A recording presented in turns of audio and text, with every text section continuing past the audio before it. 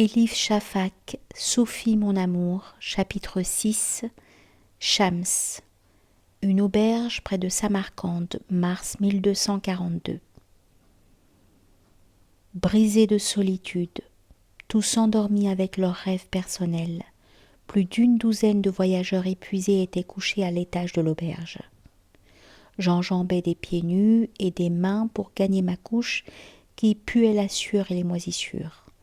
Je m'allongeais dans le noir et je me remémorais les événements du jour pour réfléchir à tout signe divin dont j'avais pu être témoin, mais que je n'avais pas su reconnaître dans ma hâte et mon ignorance.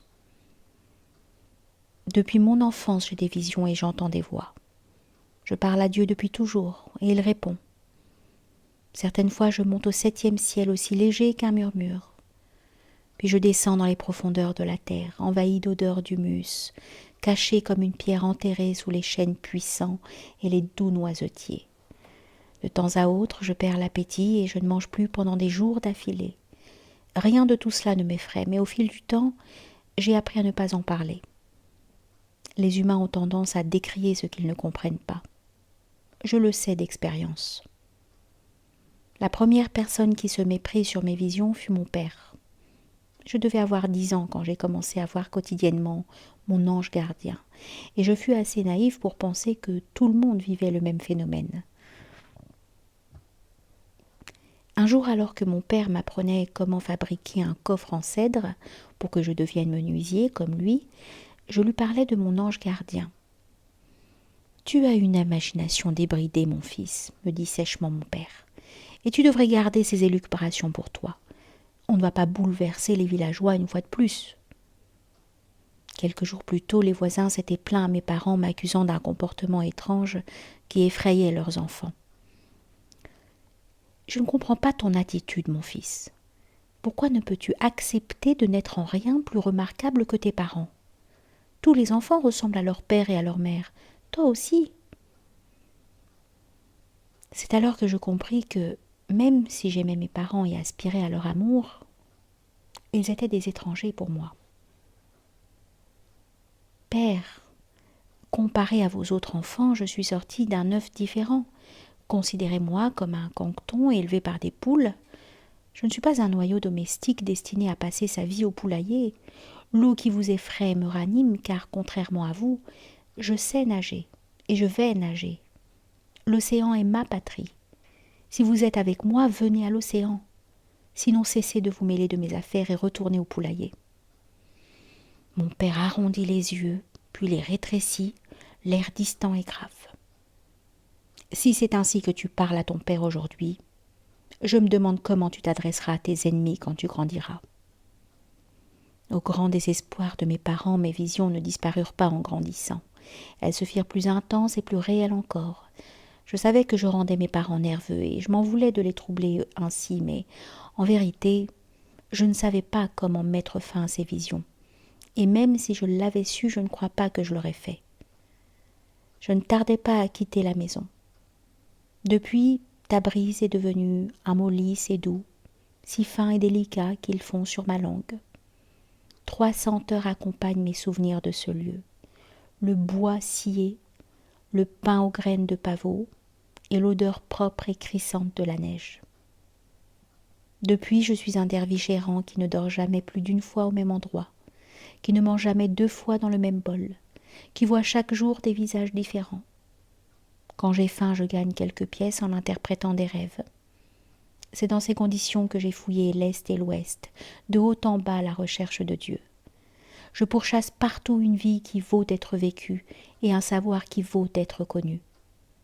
N'ayant de racines nulle part, je vais partout. Pendant mes voyages, j'ai emprunté toutes sortes de routes, des voies commerciales très fréquentées aux pistes oubliées, où on ne voit âme qui vive pendant des jours entiers, des côtes de la mer Noire aux villes de Perse, des vastes steppes d'Asie centrale aux dunes de sable d'Arabie.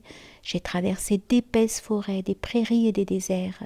J'ai séjourné dans des caravansérails et des auberges, consulté des sages et fouillé des bibliothèques, écouté les maîtres enseignants aux petits-enfants des maktabs, discuté tafsir et logique avec les élèves de madrasa, visité des temples, des monastères, des sanctuaires, médité avec des ermites dans leurs grottes, prononcé le dhikr avec des derviches, jeûner avec des sages et dîner avec des hérétiques, danser avec des chamans sous la pleine lune, connu des gens de foi, d'âge, de professions différentes, été témoin d'infortunes et de miracles. J'ai vu des villages souffrant de pauvreté, des champs noircis par les flammes et des villes pillées où coulait une rivière rouge, où il ne restait pas un homme de plus de 10 ans. J'ai vu le pire et le meilleur de l'humanité. Plus rien ne me surprend. En repensant à toutes ces expériences, j'ai établi une liste de ce qui n'est écrit dans aucun livre, juste dans mon âme. J'ai appelé cette liste personnelle les principes de base des mystiques itinérants de l'islam. Pour moi, ils étaient aussi universels, fiables et invariables que les lois de la nature. Rassemblés, ils composaient les 40 règles de la religion de l'amour, qu'on ne pouvait appliquer que par amour et seulement par amour. Une de ces règles disait « La voie de la vérité est un travail du cœur, pas de la tête. Faites de votre cœur votre principal guide, pas votre esprit. Affrontez, défiez et dépassez votre nefs avec votre cœur. Connaître votre ego vous conduira à la connaissance de Dieu. » Il me fallut des années pour achever mon travail sur ces règles, les 40 règles.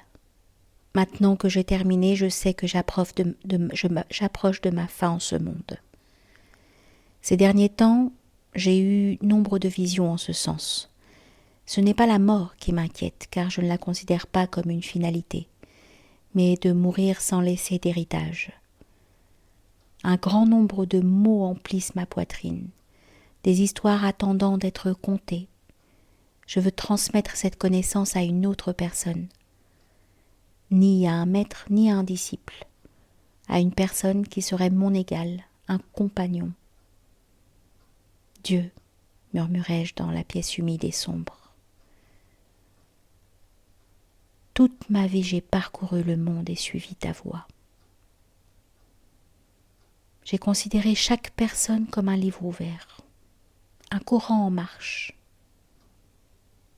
J'ai évité les tours d'ivoire des érudits, préférant passer mon temps avec les marginaux, les expatriés, les exilés. Maintenant j'explose. Aide-moi à transmettre ta sagesse à la bonne personne. Ensuite tu pourras faire ce que tu veux de moi. Sous mes yeux, la pièce fut illuminée si brillamment que les visages des voyageurs dans leurs lits virèrent au bleu criard. L'air fut soudain frais et mouvant, comme si toutes les fenêtres avaient été ouvertes et que le vent eût apporté le parfum des lys et du jasmin d'un jardin lointain. « Va à Bagdad » murmura mon ange gardien de sa voix chantante. Qu'est-ce qui m'attend à Bagdad? Tu as prié pour trouver un compagnon, et un compagnon te sera donné. À Bagdad, tu trouveras le maître qui te montrera la bonne direction. Des larmes de gratitude me montèrent aux yeux. Je sus dès lors que l'homme de ma vision n'était autre que mon compagnon spirituel. Tôt ou tard, nous étions destinés à nous rencontrer. Quand cela se produirait, j'apprendrais pourquoi ces yeux noisettes si bons étaient éternellement tristes et comment je serais assassinée, un soir, à la fin de l'automne.